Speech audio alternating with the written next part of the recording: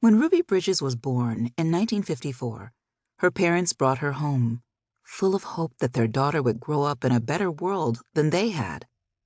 Little did they know how big a role Ruby herself would play in building that better world.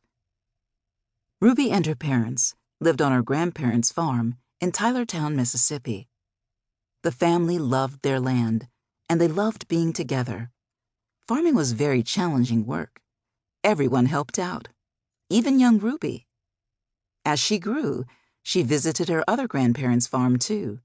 She and her cousins picked beans and cucumbers and helped with canning to preserve them. The Bridges family worked very hard, but they did not have a lot of money. Ruby's father tried to get another job to help support the family, but it was hard to find a business that would hire him. The United States of America was a difficult place for Black people, like Ruby's family, to live. Mississippi was an especially hard place for a Black family to live because of certain laws that affected Black people. These laws enforced a system called segregation. Segregation laws kept Black people and white people apart. They had to eat in separate restaurants and live in separate neighborhoods. At movie theaters, there was one door for white people and a separate door for Black people. On every bus, there were separate seating sections for Black people and white people. In the park, there was one drinking fountain for Black people and another one for white people. Black children went to all Black schools, and white children went to all white schools. The worst part was the schools, water fountains, and seating areas for Black people were not as nice as the ones for white people. This was very unfair. Black people felt angry and frustrated about the way they were being treated, but the country had been using segregation laws for a long time, and people were used to it. Some people were eager to see these laws change, but many others were afraid. When Ruby was 2 or 3 years old, running around on her grandparents' farm, she had no idea what segregation was.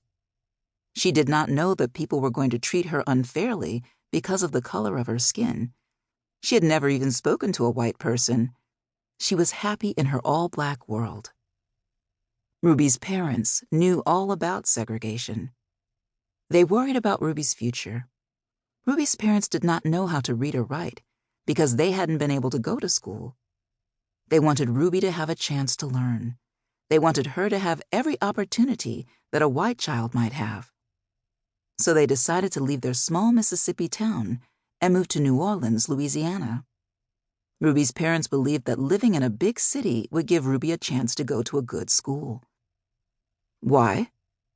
Well, in 1954, the year Ruby was born, something important had happened.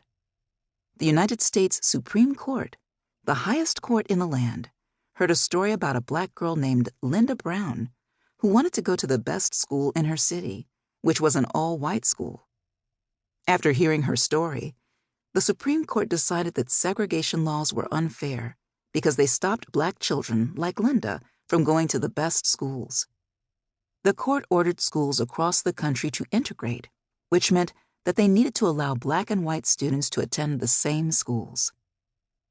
Ruby was 4 years old when her family moved to New Orleans. It had also been 4 years since the Supreme Court ordered schools to integrate, but New Orleans schools were still segregated. Ruby had not started school yet, but she knew that she would start kindergarten soon. Her family moved into 2 bedrooms of a house in an all-Black neighborhood.